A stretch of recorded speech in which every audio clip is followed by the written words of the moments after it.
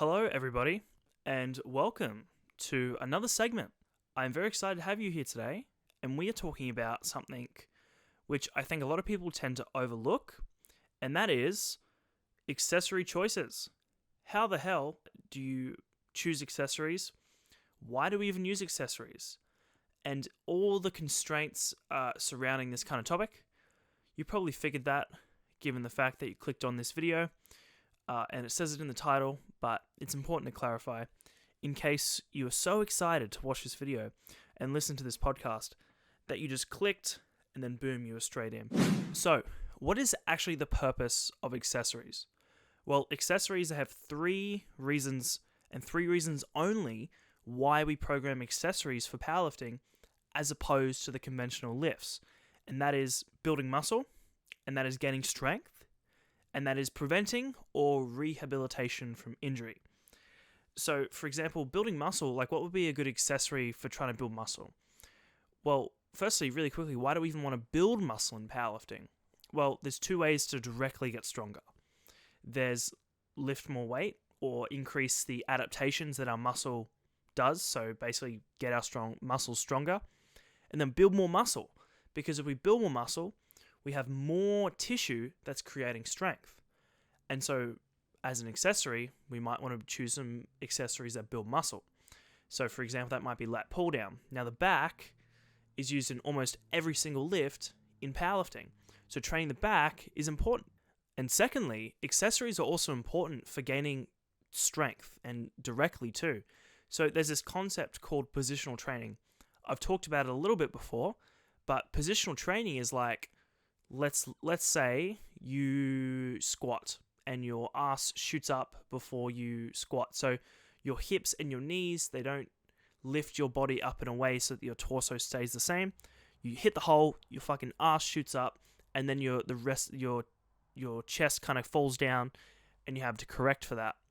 Well, often the case, that is because you generally have weaker quads, or you're not cueing or squatting with good mechanics.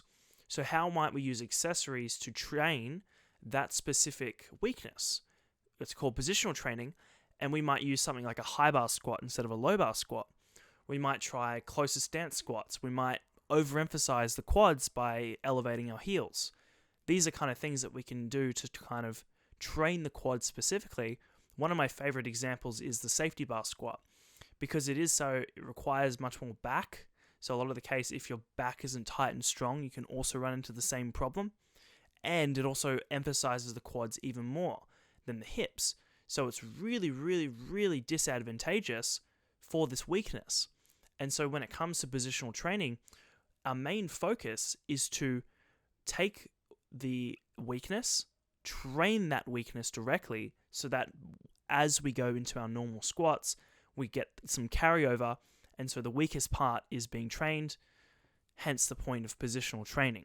So we can use accessories to kind of do this. And another example as well, when it comes to training mechanics, is the Romanian deadlift. So, we keep our ribs down, we really, really, lower on the eccentric. It's actually great for building muscle and for building strength, because it teaches us positions, it grows the muscles in that hip hinge movement, and it actually has some neurological carryover as well. So those are the two main reasons for accessories. That's to build the muscles involved in the lifts, and to train through either direct neurology or through positional training to gain strength.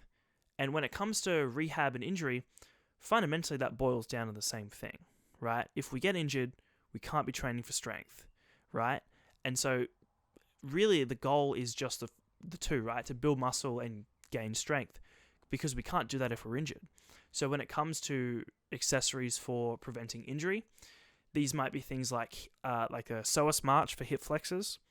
Generally, we tend to avoid these smaller muscle groups, and so they don't get trained enough, and they get so weak that they start to impact their ability to act as stabilizers.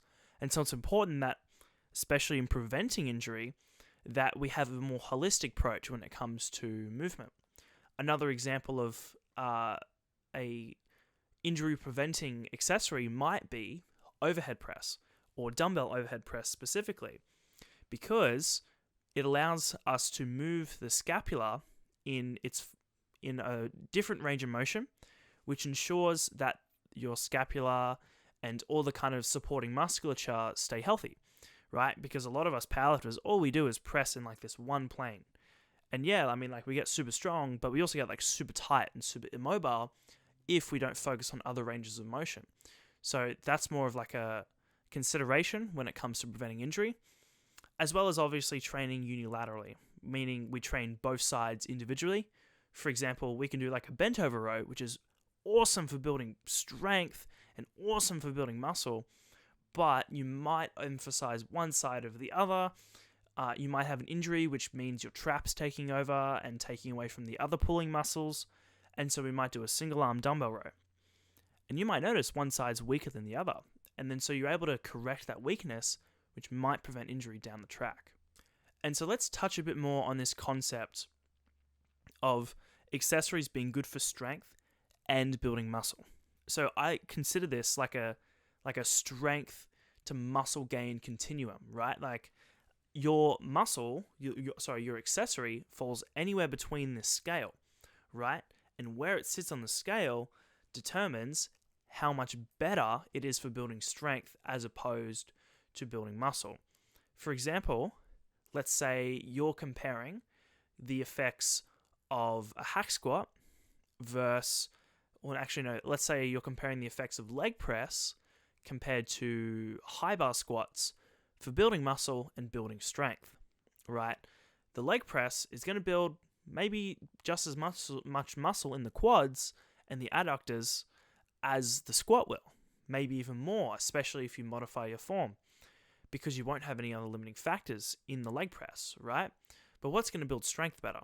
Well, the leg press is one component of squatting, and that's knee extension, that's hip extension, and that kind of flow, right? But with squatting, you've got to maintain balance, you've got to have good core stability, you've got to have all these other factors in place, and so positionally and in regards to the body firing the muscles in the certain ways, the squat is going to have more carryover, especially high bar squats, like as we mentioned, right? Because if you're a low bar squatter, you benefit the most as an accessory if you're trying to get really, really close to building strength and muscle. A high bar squat is a great option. And it's one of the best options, in fact, generally speaking.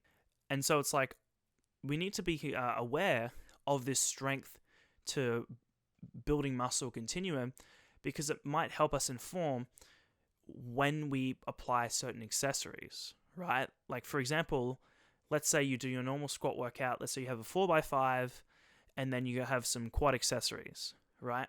Are you going to choose a leg press or a leg extension or a hack squat? Like what do you want to choose and why?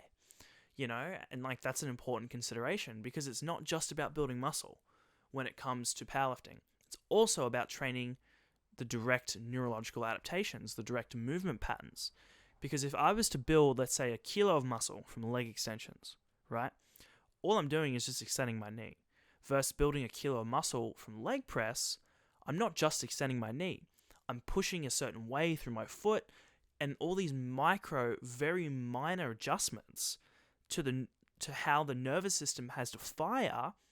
It's gonna, like, if you've already facilitated some of that, you've already almost taught the muscle and the motor units how to work in that range of motion.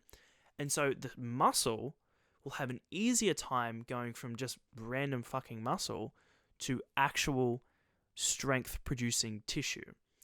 Because like if you just gained fucking 10 kilos of muscle, you're not going to immediately be stronger. You have to turn that muscle into muscle that knows how to fucking produce force.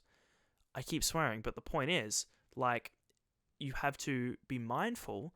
Like, if I just built a bunch of muscle, I need to obviously turn that into productive tissue. So how do we generally program accessories? Like, so let's say if our base strength work to purely build strength is we squat 2 times a week and we do 4 to 5 sets each workout with 3 to 6 reps. Like very just like general, like as long as you adding weight and you're deloading, you'll get stronger, right?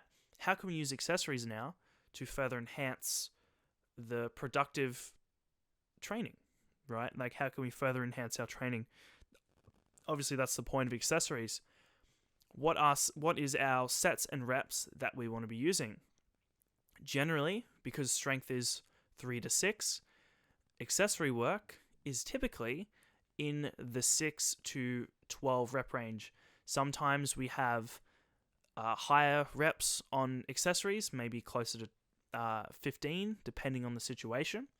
And if we're talking about direct modifications to our main lifts, we might still be working the 3 to 6. So, for example, pause squats.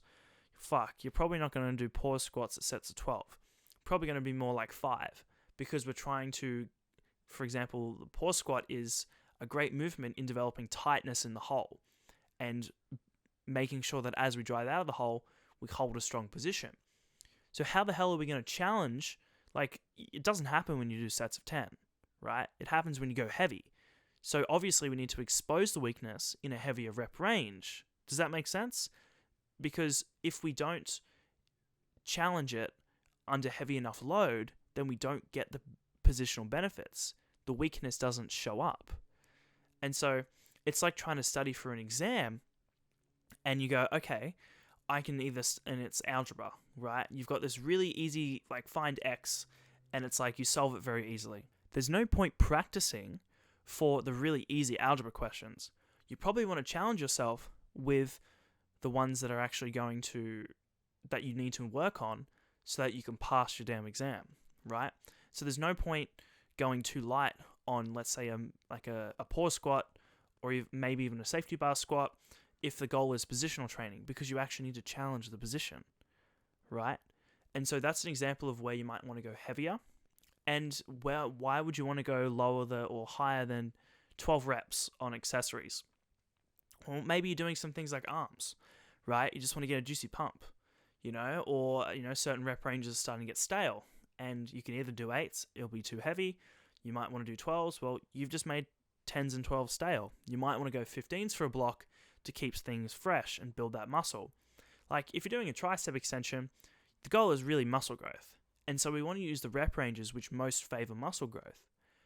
With powerlifting, yes, we want to keep our muscle growth work a little bit more heavy than lighter, but keep that in mind. Like, if the goal is muscle growth and you're not it's just like getting too stale, you don't really feel anything, you're just kind of pushing your arms, well, we might want to experiment with higher reps. I don't know if you guys have done this, but doing a set of lateral raises with sets of 8 reps is the worst thing known to man. You gotta swinging up the fucking weight, your shoulders hurt, you go, I don't feel anything. But if you do a set of 15, God, your form is locked in, you get the craziest pump, it's just like get out of me kind of intensity, and you get way more productive sets. Because we also need to keep in mind, how productive is the set? Did something actually happen? Are we able to progress this? If it's building muscle, does it leave our muscle group sore and pumped and disrupted? Because if it's not, we might want to consider how we're doing our form and even our rep range. When it comes to programming sets, generally what do we do? Well, the emphasis is the strength work. So we're not going to do 2 sets of, squats and then do 10 sets of leg extensions. That's ridiculous.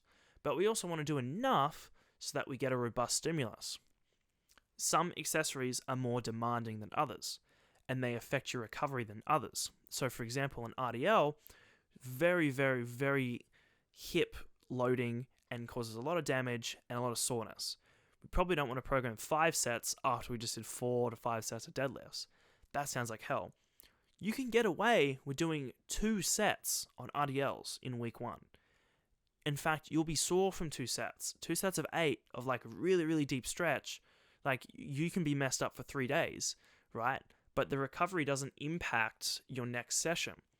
So the trick when it comes to programming accessories is, how is this accessory going to affect your next session? If you're benching 2 days in a row, let's say you have a moderate day and then you have a heavy day. Actually, no, let's say you've got we'll run with that. Moderate day, heavy day. You're doing your moderate bench, you got 3 sets, and then you've got some accessories. One of those is tricep extensions. If you did 5 sets of tricep extensions, your heavy day is going to be completely affected. Like, there's no way you're going to bench heavy. But if you only programmed 3 sets of, let's say, 10, and it was just like cable tricep extensions, that's probably you might be able to be recovered in time.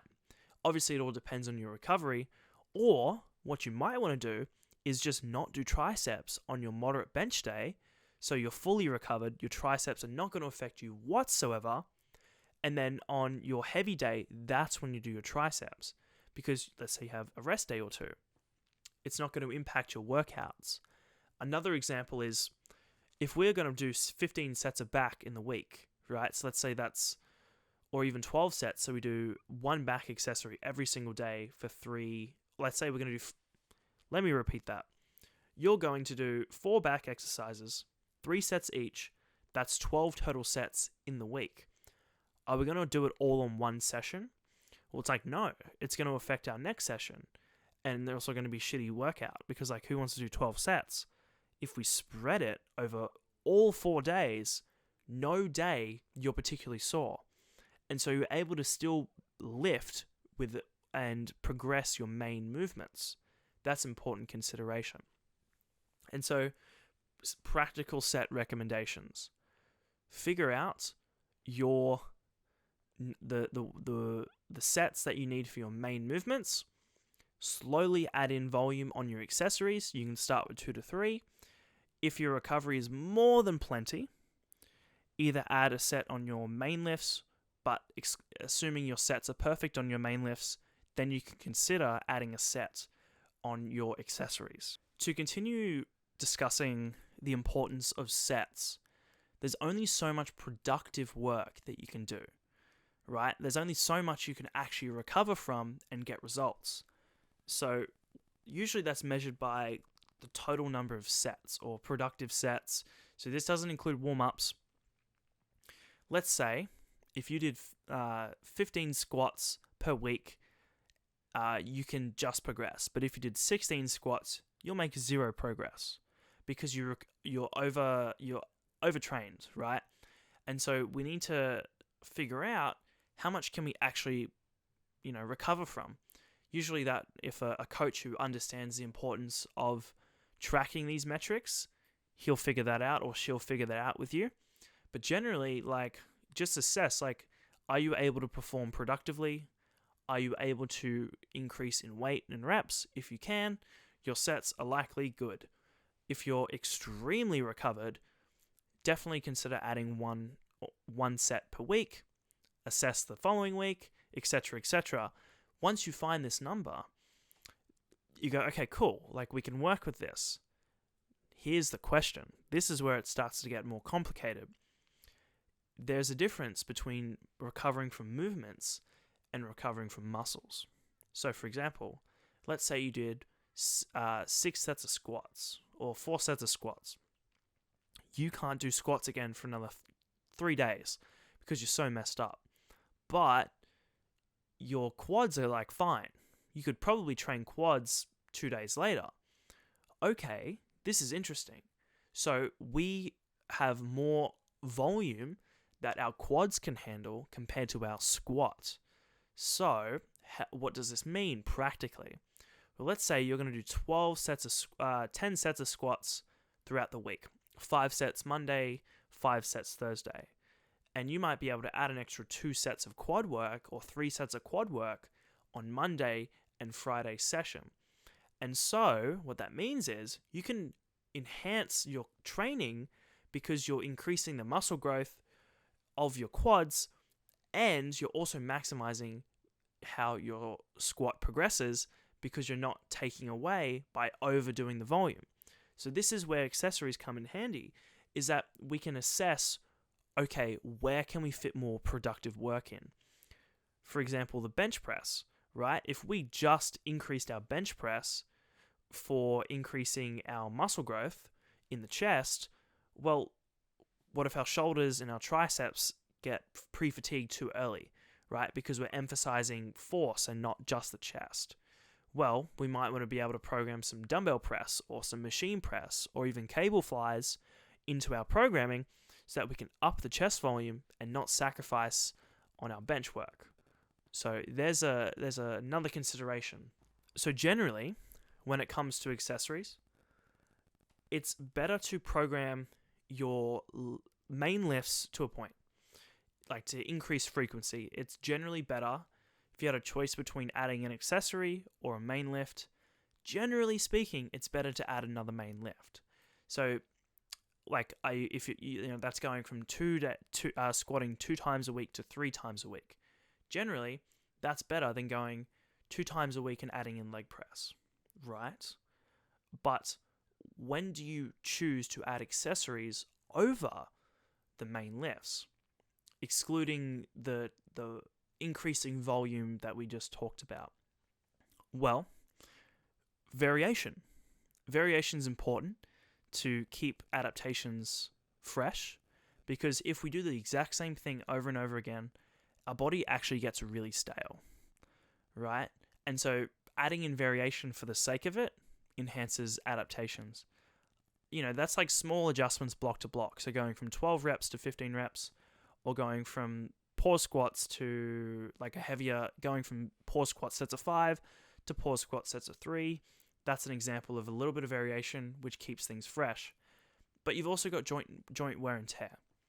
So let's say you did 20 every time you bench. This is a true fact, by the way. You wear down your tendons a certain amount. Let's say it's 1%, right? It's not actually that much. I'm just making it up, right? But your body only heals the tendon 0.75%. So now your muscles are fully healed, but your tendon has 0.25% unhealed. So that's actually a true fact. Tendons recover slower than muscles, and connective tissue recovers slower than muscles. And so that's an actual thing, right? There's like a lag effect. That's another reason why we deload. So, but what if you did 20 sets, right? The tendon's going to be even further under-recovered, but in one specific area. So you have this micro tear that's developing in size in one specific area. What if you just spreaded the movements or the chest volume across different exercises? So instead of doing bench press one day, you do incline press, and then you do dumbbell press, and now the tendon is getting worn in different ways, so that it's spread over the entire tendon instead of one area. Well, why the hell would you do this? Well, the body can catch up much better if the wear and tear is spread. And so let's compare the damage of doing 20 sets of just bench press versus 20 sets of incline press and bench press and dumbbell press and chest flies, as an example. The wear and tear on the 20 set group is 1% in the one area. The group that did more variation is only 0.25%, but everywhere. Why is that even significant? Okay, we understand that there's more wear and tear in one area if we do the same shit over and over again. Well, keep doing that for months and months, and you'll tear your pec, right? Keep doing that for months and months, and you start to get some really big issues, right? I just mentioned it, injury risk goes through the roof. And so if we can spread over the wear and tear, we reduce our injury risk and keep adaptations fresh, right? It's very, very important. And back to positional training. Why would we choose an accessory over a main movement? Well, let's say we're in the off season and it's time to focus on our weaknesses. If instead of squatting 3 times a week and all you're doing is competition squats, you might make 2 of those competition squats, and one of those a variation might be like safety bar squats, as an example. Or even you just do like a light day and technique work where you do tempo pauses, as an example. And so those are considerations of, okay, how far are we in the off season? Like, what is our goals of this block? Are we going to just add more comp squats, or are we going to add some variation? Thank you for your attention in this podcast. If you want to learn a bit more about Fit Big Strong, we have an Instagram page where you can go check out. So if you head over to Instagram and type in Fit Big Strong, it will take you to our page, and we post a lot of unique and fresh Instagram content in the form of reels. So 10 to 30-second short clips, which are straight to the point. If you want to head over there and support us by giving us a follow, hopefully we return the value with the type of content we produce. If that's something you're interested in, again, head over to Instagram, type in @FitBigStrong, and thank you in advance. Okay, so we understand the importance of accessories, why we use accessories, and kind of some information surrounding that. Let's get a little bit more advanced. I'm fucking sorry if a lot of this is going over your head. I really am. But I challenge you to try and understand as much of it as you can. Because one, you'll be a much better lifter. And two, if you're a coach, you'll be a much better coach, right? Like, I hope that as a coach, you hope to understand why it is that you're actually doing what you're doing. So where in the off season or where in the training prep season should you program what accessories? You know, like depending on how far you are away from comp, what should you be doing? Well, let's break into that.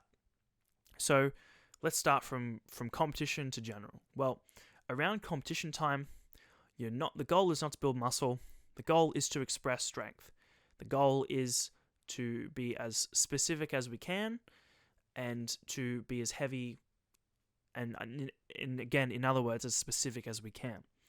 And so we're not going to be programming very general training, so we're not going to be doing anything outside of the strength productive range.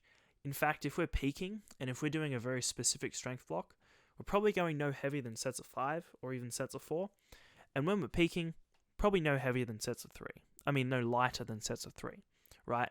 So really the 1 to 5 rep range, focusing on the competition movements. If we are programming accessories, they're very specific.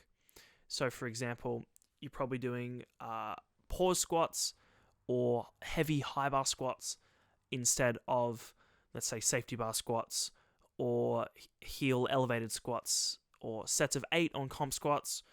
Like things that are very general and not very specific, we want to probably avoid, because the more general the training is, the delayed effect. You have a huge delayed effect. In fact, most powerlifters should be doing more general training, but that effect is delayed.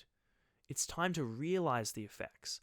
And so the deeper we are in the off season, let's say we're cutting or we're bulking, and we want to emphasize our weaknesses, that's when we're going to choose accessories to be more general, to be more positional training. We're going to be doing higher reps to really benefit the most from these accessories. And that's what we're going to do. And so why do we even do that? Obviously, we've just discussed it. But to summarize, the more general we train, we can actually focus on weaknesses and we can build that muscle and we can build good foundational strength. As we move towards comp, we get much more specific. We turn that general strength into specific strength, because the bigger the base, the higher the peak. That's why we do it.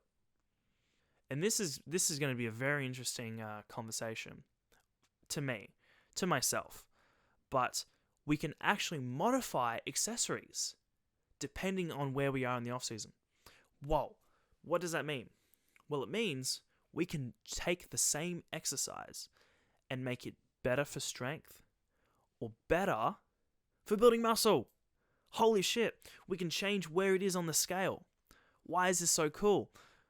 It just is, right? So that was really lame, Ashton. But let's consider this, a Romanian deadlift. If we tilt our pelvis and point it to the top of the roof and we get the deep stretch on a deficit, we can overemphasize the hamstrings and get a huge, gnarly muscle building stimulus. But we can also put our ribs down.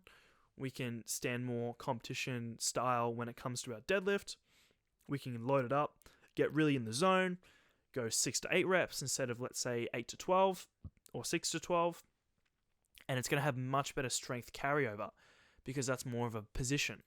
Like, I have a client, he literally added 10 kilos to his RDL just by changing his form, because we went from a more muscle building RDL to a strength RDL, as an example.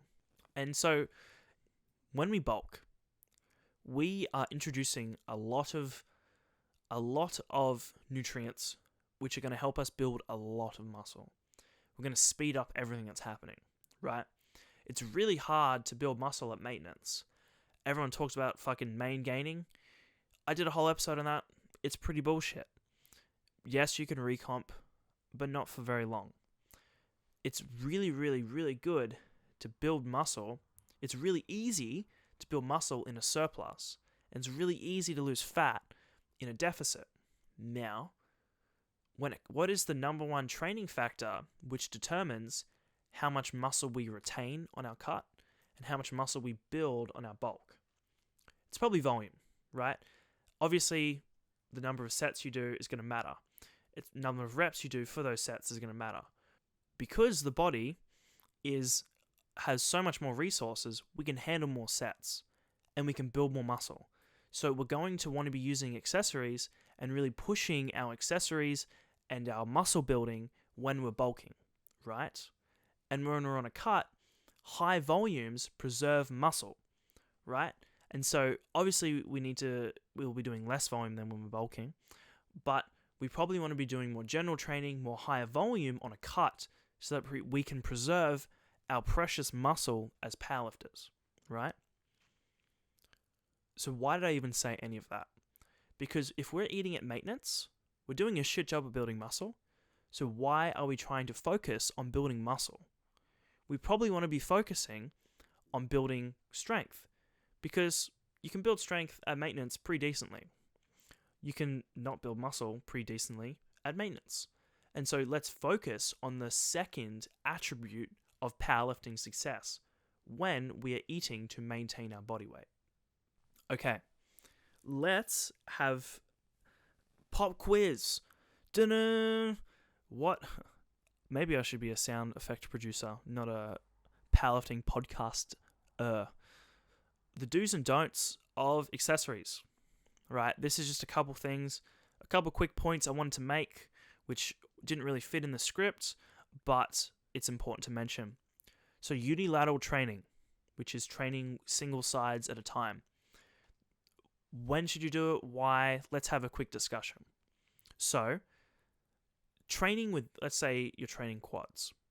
If you push through the leg press with both feet, you're very stable, you can produce a lot of force, and it's really, really, really good for building muscle because you're stable and your body can really emphasize the quads to push up the leg press.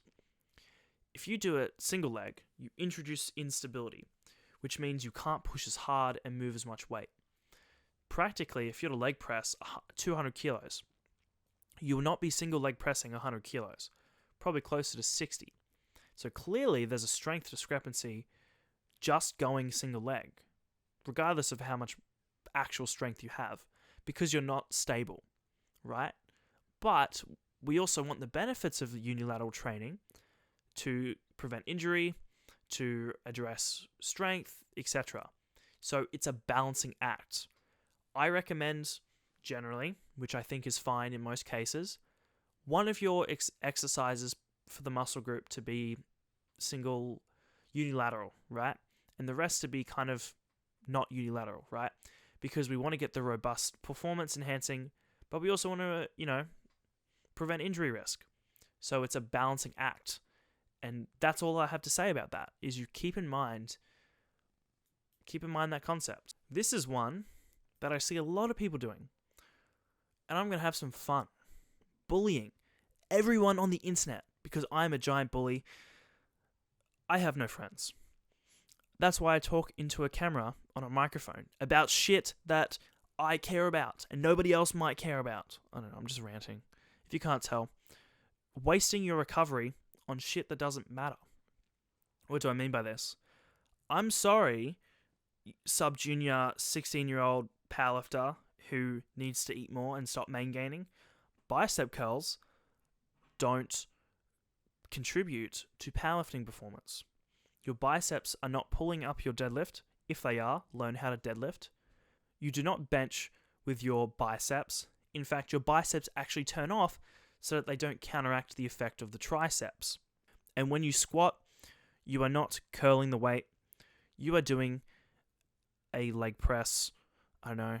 You don't use your biceps on the squat, has no performance enhancing benefit. So like, understand you have only so much recovery, like systemically, everything, right? And you are making a direct sacrifice by pushing bicep curls instead of adding, an extra set somewhere else. Like obviously doing like training arms twice a week, fairly light, fairly, not it's not that big of a deal. Really, really, really small impact on your recovery, if I'm totally honest with you. But, 6 sets of biceps might have actually meant 2 sets of back workout. And if you're trying to push optimal and really push performance, consider that. I actually don't care what you do. If you want big arms, but you also want to be strong, that can totally happen.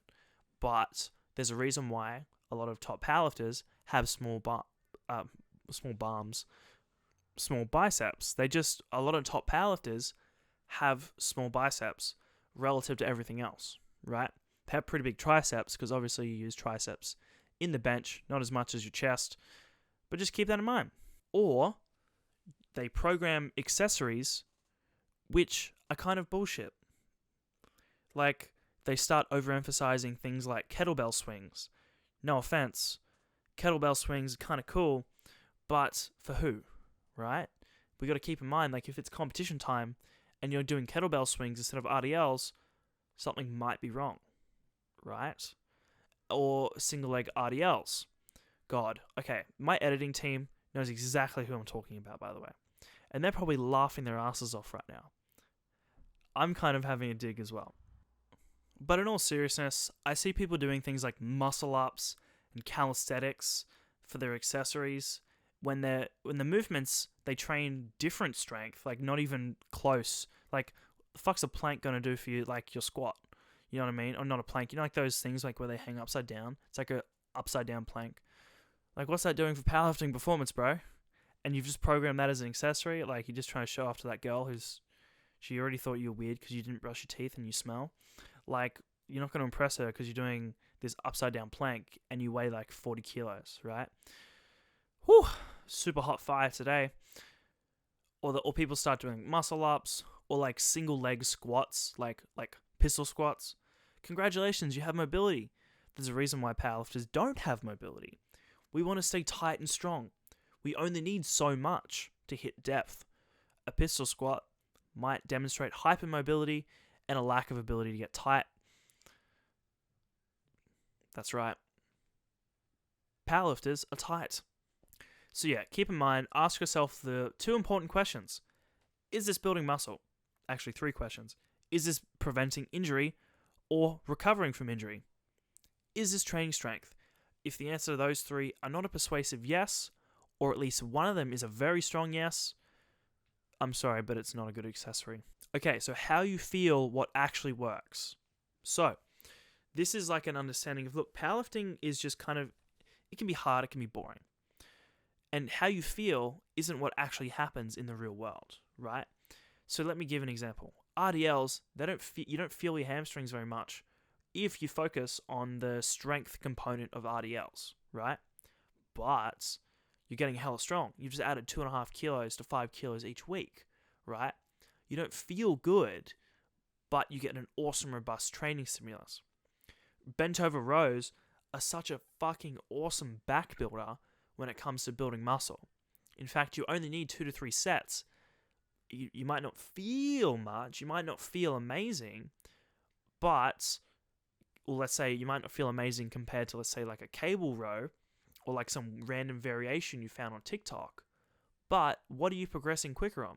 What can you produce the most force with? These are also important considerations. How you feel versus what actually works are 2 separate things. And so, often it's really valuable to have a coach who will help you balance this. Because if you don't enjoy training, maybe you really, really enjoy certain variations and it's so fun and you can do it forever, then maybe it's worth it. But you can't just fill your entire program with fluff. And so hiring a good coach is really important when it comes to this because it helps you kind of balance what's going to work for you. For me, honestly, I'll shut up and do whatever I'm told, right? That's just me. Some people, they like to have a bit more freedom. For example, I might choose with one of my programs to do a choice with your accessory. So for example, I might program 3 sets of 12 of vertical pulling of your choice, meaning they can choose any kind of pulling movement as long as it's vertical. That's like lat pull down, close grip lat pull down, pull ups, it doesn't matter. And so by giving that freedom, you can actually enhance the sustainability of the programmer or of your client, right? But some people want the absolute optimal and they'll do whatever it takes and they'll follow every single word and you go perfect, right? And so you got to understand the balance. And where you are in the season also depends on your balance, right? Because if you're like 3 weeks out from competition, you probably just want to follow the program, even if you get a little bit bored, right? If you're off season, you can trial out stuff. You can see what works best for you. It's totally fine. Thank you guys for watching this video. If you enjoyed it, please drop a like, drop a comment about anything you can think of. Maybe something you enjoyed, maybe a topic for the future. You put down a comment. You can even give me a hate comment. You can be like, Ashton, I can smell your breath through the microphone. I know that you didn't floss 4 hours ago. And I'll be like, okay, whatever. You got me there. I flossed 5 hours ago. That's a joke. Anyways, hit subscribe. Turn on that bell notification. Why? Because why not? This content is so good. I've already done it, in fact, on 5 different accounts. All 5 subscribers, apart from one, which is my mum. Every single account has notifications turned on. Anyways, thank you guys so much.